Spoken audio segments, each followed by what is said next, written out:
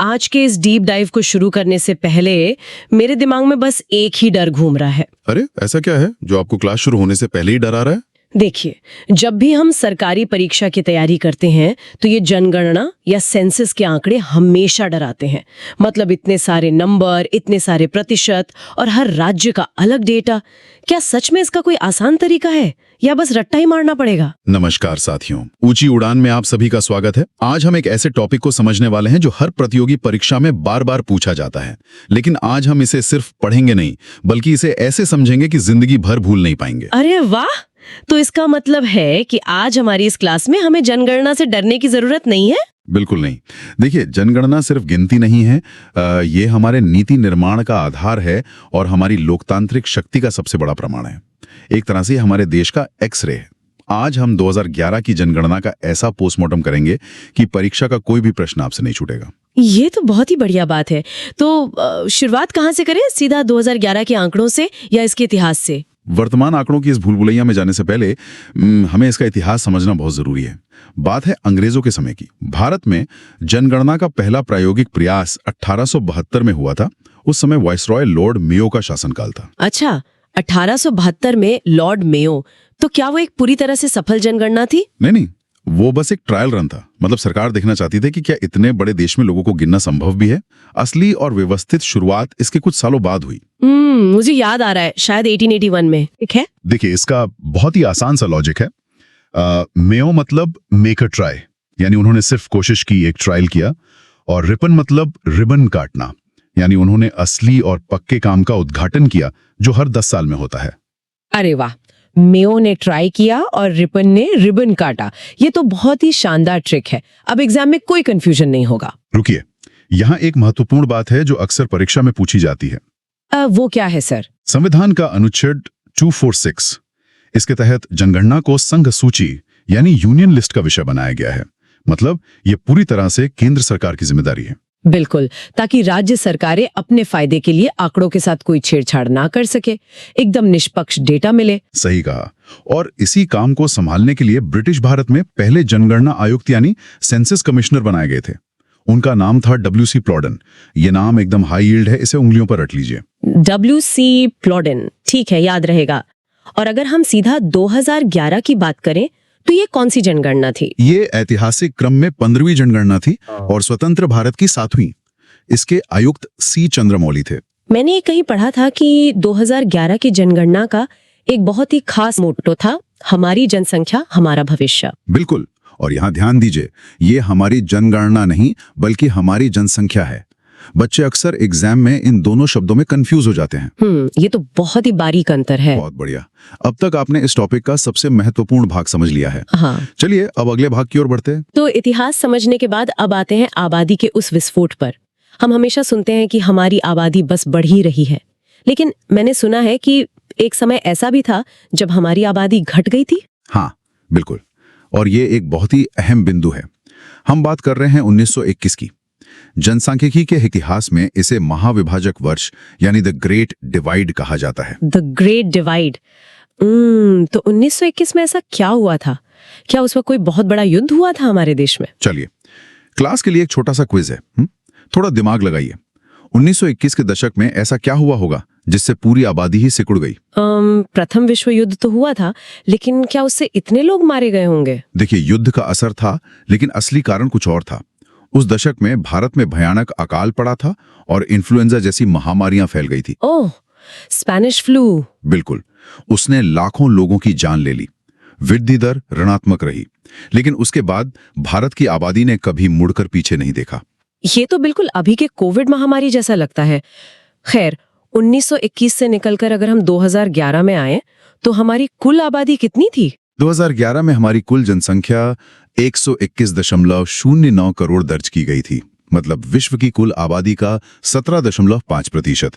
हम चीन के बाद दूसरे स्थान पर थे। 121 करोड़? और इसमें पुरुषों और महिलाओं का अनुपात क्या था?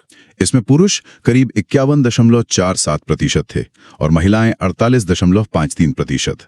लेकिन यहाँ सबसे ज्यादा ध्यान देने वाली बात है हमारी दशकीय वृद्धि दर। मतलब हर 10 साल में हमारी आबादी किस स्पीड से बढ़ रही है? सही कहा। 1991 से 2001 के बीच हमारी वृद्धि दर 21.54% थी, लेकिन 2001 से 2011 में ये गिरकर 17.7% हो गई। हाँ, तो इसका मतलब हमारी आबादी बढ़ तो रही है, लेकिन उसके बढ़ने की रफ्तार थोड़ी धीमी हो गई है। एकदम सही। और अगर राज्यों की बात करें तो मेघालय ने सबसे ज्यादा वृद्धि दिखाई, करीब 27.9%, और उसके बाद अरुणाचल प्रदेश। 27%? ये तो बहुत ज्यादा है। लेकिन सर, क्या 2011 में कोई ऐसा राज्य भी था जिसकी आबादी 1921 की तरह घट गई हो?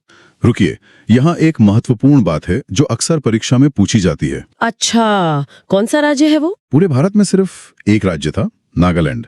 वहां की दशकीय वृद्धि दर ऋणात्मक रही, -0.6%। ये एक सांख्यिकीय अपवाद है। -0.6%। लेकिन ऐसा क्यों? वहां तो कोई महामारी नहीं आई थी 2011 में। नहीं, वहां कोई महामारी नहीं थी। दरअसल 2001 में नागालैंड के आंकड़े बहुत बढ़ा चढ़ाकर दर्ज हो गए थे, तो 2011 में जब सही गिनती हुई तो वो आंकड़ा गणितीय रूप से नेगेटिव में आ गया। ओह, तो ये एक टेक्निकल करेक्शन था। लेकिन सर, परीक्षा में तो लोग सोचते होंगे कि सबसे कम वृद्धि दर केरल में होगी, क्योंकि वहां पढ़े लिखे लोग ज्यादा हैं। और यही बच्चे गलती करते हैं। केरल की वृद्धि दर कम जरूर है, करीब 4.91%, लेकिन वो पॉजिटिव है। नागालैंड की वृद्धि दर नेगेटिव है। इन दोनों को कभी मिक्स मत कीजिएगा। बहुत ही शानदार पॉइंट। नागालैंड नेगेटिव है और केरल पॉजिटिव, लेकिन सबसे कम है। बहुत बढ़िया। अब तक आपने इस टॉपिक का सबसे महत्वपूर्ण भाग समझ लिया है। चलिए अब अगले भाग की ओर बढ़ते हैं। अब एक बहुत ही दिलचस्प सवाल है। 121 करोड़ लोग हैं, लेकिन क्या वे पूरे देश में बराबर बटे हुए हैं? मतलब भूगोल और आबादी का ये खेल कैसा है? ये भूगोल का सबसे बड़ा धोखा है। अगर हम क्षेत्रफल की बात करें तो राजस्थान राज्यों में सबसे बड़ा है, और गठन के बाद केंद्र शासित प्रदेशों में लद्दाख सबसे बड़ा है। और सबसे छोटा कौन सा है? राज्यों में गोवा क्षेत्रफल के हिसाब से सबसे छोटा है, और केंद्र शासित प्रदेशों में लक्षद्वीप। सर, तो अगर गोवा क्षेत्रफल में सबसे छोटा है तो वहां रहने की जगह कम होगी, इसलिए उसकी आबादी भी सबसे कम होनी चाहिए ना? बिल्कुल नहीं। यही तो एग्जाम का प्रेशर है जहां बच्चे फंस जाते हैं। क्षेत्रफल में गोवा सबसे छोटा है, लेकिन न्यूनतम जनसंख्या वाला राज्य सिक्किम है। वहां पूरे देश की सिर्फ 0.05% आबादी रहती है। अरे, ऐसा क्यों? गोवा तो सिक्किम से भी छोटा है, फिर भी वहां ज्यादा लोग रहते हैं। थोड़ा विजुअलाइज कीजिए। गोवा एक कोस्टल इलाका है, वहां भयंकर टूरिज्म है, पैसा है, बिजनेस है, तो वहां लोग जाके बसते हैं। लेकिन सिक्किम तो पूरा पहाड़ों से भरा है। एकदम सही। वहां का भूभाग बहुत कठिन है। वहां खेती या बड़े उद्योग लगाना मुश्किल है, इसलिए बड़ी जगह होने के बावजूद वहां लोग कम हैं। ये तो बहुत ही लॉजिकल है। और अगर हम सर्वाधिक जनसंख्या वाले राज्यों को देखें तो वहां क्या ट्रेंड है? इसका एक क्रोनोलॉजी है जो एग्जाम में सीधा पूछा जाता है। घटते क्रम में याद रखिए। सबसे ऊपर उत्तर प्रदेश, फिर महाराष्ट्र, फिर बिहार, और चौथे नंबर पर पश्चिम बंगाल। यूपी, महाराष्ट्र, बिहार और बंगाल। इनमें से 3 तो गंगा के मैदानी इलाके हैं, तो जाहिर सी बात है उपजाऊ मिट्टी की वजह से वहां ज्यादा लोग रहते होंगे। बिल्कुल। और इसी भीड़ को मापने का एक पैमाना है जनसंख्या घनत्व, यानी पॉपुलेशन डेंसिटी। इसका सीधा सा सूत्र है कुल जनसंख्या को कुल क्षेत्रफल से भाग देना। तो हमारा राष्ट्रीय औसत कितना था 2011 में? 2011 में राष्ट्रीय औसत था 382 व्यक्ति प्रति वर्ग किलोमीटर, जो 2001 में 325 हुआ करता था। और सबसे ज्यादा डेंसिटी कहाँ थी? मुझे लगता है यूपी या बिहार में से कोई होगा। बिहार का घनत्व देश में सबसे ज्यादा है, 1106 व्यक्ति प्रति वर्ग किलोमीटर, और दूसरे नंबर पर पश्चिम बंगाल है 1028 के साथ। बाप रे, 1 किलोमीटर में 1100 से ज्यादा लोग। और सबसे कम कहाँ है? सबसे कम है अरुणाचल प्रदेश में। जरा सोचिए, वहां 1 वर्ग किलोमीटर में सिर्फ 17 लोग रहते हैं। सिर्फ 17? बिहार में 1106 और अरुणाचल में 17। ये तो सच में आसमान जमीन का फर्क है। और केंद्र शासित प्रदेशों में? वहां तो दिल्ली सबसे ज्यादा घना है, लेकिन सबसे कम घनत्व है अंडमान और निकोबार द्वीप समूह का। इसे अच्छे से याद रखिएगा, अक्सर बच्चे से भूल जाते हैं। बहुत बढ़िया। अब तक आपने इस टॉपिक का सबसे महत्वपूर्ण भाग समझ लिया है। चलिए अब अगले भाग की ओर बढ़ते हैं। तो हमने भीड़ और जमीन की बात कर ली, लेकिन इस भीड़ के अंदर पुरुषों और महिलाओं की स्थिति क्या है? ये हमारे समाज का असली आईना है। आप लिंगानुपात यानी सेक्स रेशियो की बात करें ना? हाँ, लिंगानुपात निकालने का सूत्र होता है स्त्रियों की संख्या को पुरुषों की संख्या से भाग देकर 1000 से गुणा करना। मतलब प्रति 1000 पुरुषों पर कितनी महिलाएं हैं। 2011 में हमारा राष्ट्रीय औसत 943 था। हर 1000 पुरुषों पर सिर्फ 943 महिलाएं। ये तो काफी चिंताजनक है। राज्यों में टॉप पर कौन था? हमेशा की तरह केरल, वहां का लिंगानुपात 1084 है, मतलब महिलाओं की संख्या पुरुषों से ज्यादा है। और दूसरे नंबर पर तमिलनाडु है 996 के साथ। और सबसे खराब स्थिति कहाँ थी? सबसे खराब स्थिति थी हरियाणा की, जहां ये आंकड़ा सिर्फ 879 था, और उसके ठीक ऊपर सिक्किम था 890 के साथ। सर, अगर हम इसी लॉजिक को आगे बढ़ाएं, केरल में महिलाएं पुरुषों से ज्यादा हैं, तो क्या बच्चों में यानी शिशु लिंगानुपात में भी केरल ही नंबर 1 होगा? ये तो बिल्कुल कॉमन सेंस लगता है। रुकिए, यहाँ एक महत्वपूर्ण बात है जो अक्सर परीक्षा में पूछी जाती है। मतलब मेरा कॉमन सेंस यहाँ काम नहीं करेगा? बस, बिल्कुल नहीं। मुस्कुराइए, क्योंकि यही वो एग्जाम ट्रैप है जहां अच्छे अच्छे बच्चे गलती कर देते हैं। वयस्क लिंगानुपात में केरल टॉप है, लेकिन शिशु लिंगानुपात यानी 0 से 6 वर्ष के आयु वर्ग में अरुणाचल प्रदेश नंबर 1 है। अरुणाचल प्रदेश शिशु लिंगानुपात में वहां का आंकड़ा क्या है? वहां का आंकड़ा 972 है, और दूसरे नंबर पर मिजोरम है 970 के साथ। लेकिन सर, ऐसा क्यों? केरल जैसे पढ़े लिखे राज्यों को बच्चों के मामले में अरुणाचल ने कैसे पीछे छोड़ दिया? देखिए, इसका कारण वहां का समाज है। अरुणाचल और मिजोरम जनजातीय बहुल इलाके हैं।